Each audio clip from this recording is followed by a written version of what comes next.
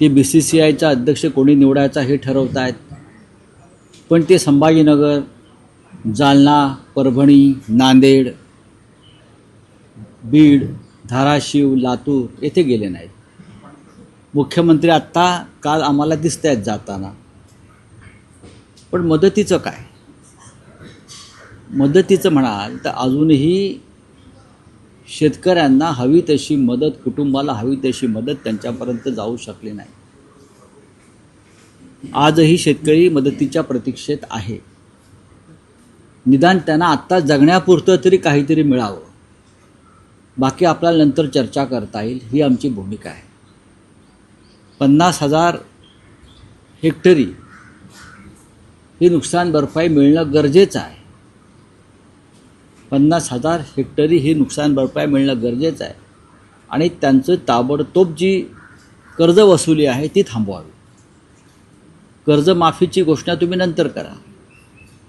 सरकारकडे भरपूर पैसे आहेत उधळायला, आमदार खासदार विकत घ्यायला, निवडणुका लढवायला प्रचंड पैसे आहेत त्यांच्याकडे. कंटेनरच्या कंटेनर भरलेले आहेत. बहुतेक त्यासाठी त्यांनी भूमिगत काही जागा केल्या असतील कंटेनर ठेवायला. PM केअर फंडामध्ये लाखो कोटी रुपये बेहिशोबी आहेत. त्याचा हिशोबच कोणाकडे नाही आहे. हे पैसे तुम्ही कोणासाठी का पुढल्या निवडणुकीसाठी PM केअर फंड जो सिक्रेट फंड म्हणून तुम्ही ठेवताय तो वापरणार आहात? हे तुम्ही आमच्या आत्ता सध्या मरणाऱ्या शेतकऱ्यांना द्यायला हवे. काल ही 2 शेतकऱ्यांनी मराठवाड्यात आत्महत्या केली, आपण पाहिली असेल. तुम्ही महाराष्ट्रातील शेतकऱ्यांचे बळी अशा तऱ्हेने घेणार आहात का, पाहणार आहात का? हे आमचे जे राज्याचे मुख्यमंत्री आहेत देवेंद्र फडणवीस, त्यांनी ही वेदना आणि व्यथा दिल्लीच्या दरबारी वारंवार जाऊन मांडायला हवी. त्यासाठी त्यांनी बंड केलं पाहिजे, दिल्ली विरुद्ध बंड केलं पाहिजे की माझा शेतकरी, माझा महाराष्ट्राचा मराठी शेतकरी मरतो आहे, तडफडतो आहे, त्याला तुम्ही मदत द्या.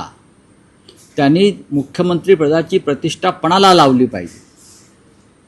हे त्यांनी केल्याशिवाय मराठवाड्याला आवश्यक ती मदत मिळणार नाही. पण राऊत साहेब, एका बाजूला उद्धव ठाकरेंनी दौरा केला, सरकारवर टीका केली जाते, पण शिंदे शिवसेनेचे नेते आमदार असं म्हणतात की सरकार तर आपल्या परीने मदत करते, प्रत्येकानं मदत केली पाहिजे. याचं उदाहरण म्हणजे उद्धव ठाकरेंनी धाराशिव जिल्ह्याचा दौरा केला, त्यावेळेस इटकूर गावातील पूरग्रस्त कुटुंबाच्या घराला भेट दिली होती. या कुटुंबाच्या घराची पडझड झाली होती आणि या कुटुंबाला आता शिंदे शिवसेनेच्या वतीनं मदत करण्यात आली. बघा, शिंद्यांचं हे कामच आहे. शिंद्यांचं हे कामच आहे. मदत केली म्हणजे तुम्ही उपकार करता का? तुम्ही सरकार आहात ना. विरोधी पक्ष हा सरकारला आरसा दाखवतो. हे जर त्या शिंदे आणि त्यांच्या लोकांना माहीत नसेल तर त्यांनी राजकारणात राहू नये. आम्ही तिथे गेल्यामुळे तुम्हाला कळलं की काय परिस्थिती आहे. आम्ही विरोधी पक्ष, माननीय उद्धव ठाकरे त्या भागाचा दौरा करून त्या महिलेच्या घरात गेल्यावर, तिच्याशी संवाद साधल्यावर, त्यांची व्यथा समोर मांडल्यावर सरकारला कळलं ना.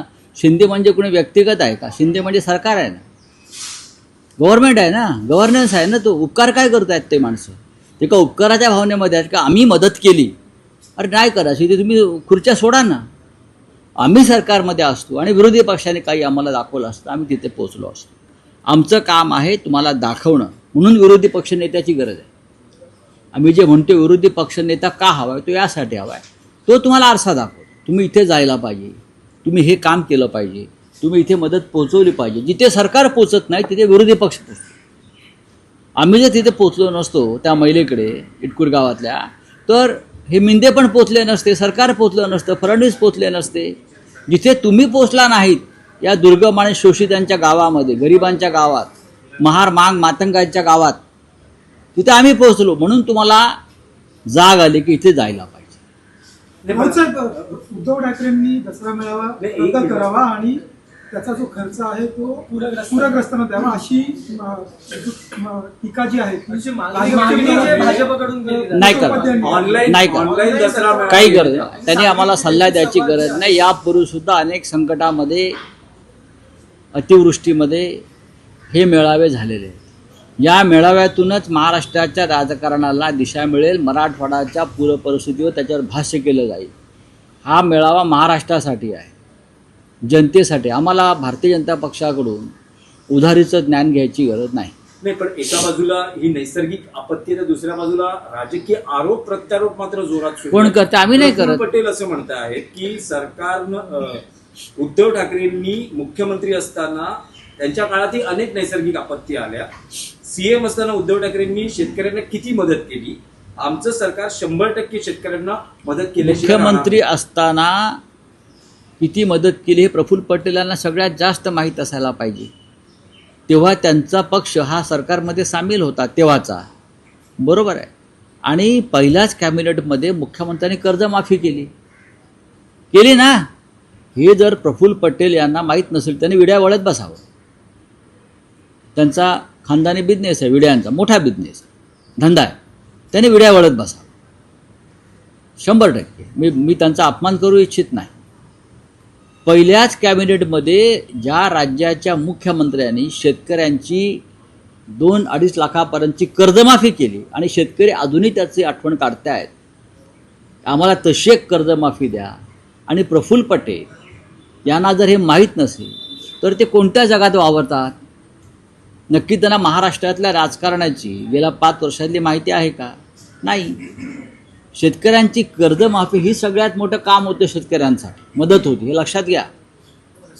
एक प्रश्न असा आहे, संदीप देशपांडे आता जस्ट असं म्हणाले की येणाऱ्या काळामध्ये मराठीच महापौर होईल आणि तो मनसेचाच महापौर होईल. ठीक आहे, पुढे पण आतापासूनच 2 पक्षांमध्ये पुढे काय? एक विषय असा आहे असंच म्हणाले. की पहलगाम हल्ल्याच्या पार्श्वभूमीवर तुम्ही भारत पाकिस्तान क्रिकेट सामन्याला विरोध केला, पण कालही आपल्या भारतीय कर्णधारानं असं दाखवून दिलं की त्यांनी जे पाकिस्तानचे किंवा एशिया काउन्सिलचे जे अध्यक्ष आहेत त्यांच्या हस्ते ट्रॉफी स्वीकारण्यास नकार दिला. सूर्यकुमार यादवनं ही भूमिका घेतली. याआधी हस्तांदोलन करण्यास नकार दिला बघा, होता, ही नौटंकी, बोलण्यास नकार दिला होता. ही नौटंकी आहे. तुम्ही मैदानावर खेळताय एकत्र, ज्याला विरोध आहे देशाचा. पाकिस्तान बरोबर खेळण्याला देशाचा विरोध आहे, ही लोकभावना आहे. लोकांनी भारतामध्ये किंवा राष्ट्रभक्तांनी कालचा सामना पाहिलेला नाही, बरं का. त्याने ब्लॅकआउट केला. काल अनेक ठिकाणी दाखवायचा प्रयत्न झाला तेव्हा लोकांनी हाणून पाडला तो प्रयत्न. PVR असेल, अन्य ठिकाणी असेल.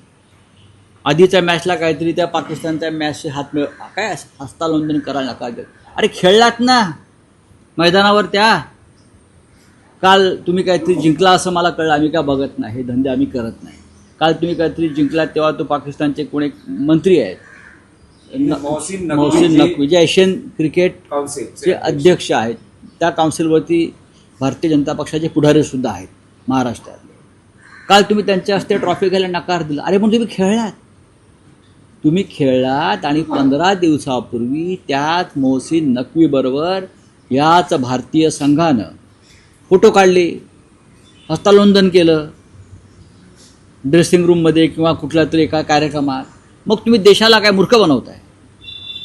तुम्ही देशाला मूर्ख बनवताय का? बाहेरचं एक रूप वेगळं आहे मैदानावरचं आणि आतलं रूप वेगळं आहे. तुम्ही कोणाला मूर्ख बनवताय? तुम्ही काय प्रधानमंत्र्यापासून काही प्रेरणा घेतली आहे का देशाला मूर्ख बनवण्याची आपल्या? ते जसं मूर्ख बनवतात भाजपचे लोक, हे आता लोकांसमोर येणं गरजेचं आहे. हे जे ढोंगे आहे सगळे, मग कुठल्याही क्षेत्रातले असतील, तुम्ही त्यांच्याबरोबर 15 दिवसापूर्वी चहा घेतलेला आहे, ब्रेकफास्ट केलेला आहे, फोटो काढलेले आहेत, हात मिळवलेला आहे. मग तुम्ही काल हे देशाला काय दाखवत आहे? तुम्ही का खेळलात हा आमचा प्रश्न आहे. तुम्ही खेळायला नाही हवं.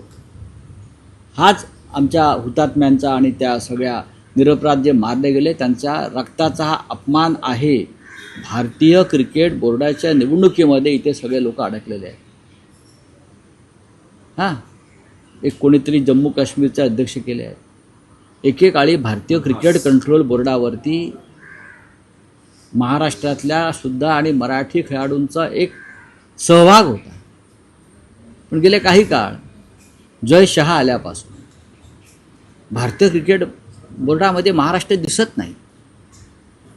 हां, अजिबात दिसत नाही. का हे ठरवून चाललं आहे का? हा प्रश्न मराठी माणसानं सुद्धा स्वतःलाच विचारला पाहिजे की असं का होतं आहे सातत्यानं.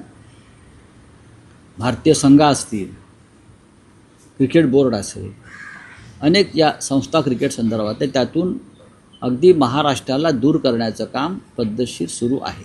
पण social कर्णधार media कर्णधार ऑपरेशन सूर्यकुमार यादवने हा विजय भारतीय सैन्याला समर्पित केले आणि बक्षिसाची रक्कमही सैन्याला तुम्ही देण्यासंदर्भात खेळलात का हा प्रश्न आहे. बक्षिसाची रक्कम काय असते? तुम्ही भारत पाकिस्तान बरोबर जे सामने सगळे झाले त्या सगळ्या सामन्यातलं प्रत्येक खेळाडूचं मानधन तुम्ही द्या. इकडला आमदार खासदाराने आपला पगार द्यायचा. तुम्ही पाकिस्तान बरोबर 3 सामने खेळलात ना, मग 3 सामन्यातला प्रत्येक पैसा जो तुम्हाला मिळालेला आहे तो तुम्ही दान करा. भारतीय सैन्याला असेल किंवा अन्य काही असेल ते तुम्ही घेऊ नका. त्या पैशाला शिवू नका. बक्षिसाची रक्कम काय देतात तुम्ही आम्हाला? सर, ऑपरेशन सिंदूर तिथे सीमेवर केलं गेलं आणि मैदानावर ऑपरेशन तिलक असं केलं गेलं, असे ट्रेंड सोशल मीडियावर. नाही बघा, हे भारतीय जनता पक्ष आणि संघाचे ट्रेंड आहेत. एका बाजूला म्हणता तुम्ही पाकिस्तानबरोबर खेळताना राजकारण आणू नका, हा खेळ आहे. मग हे तिलक बिलक झिलक हे काय आहे? हां, हे काय आहे? हे सगळे भारतीय जनता पक्षाचे खेळ चाललेले आहेत. चला, थँक्यू. हाँ बोले, हिंदी में बोले, क्या है? हिंदी में बोले.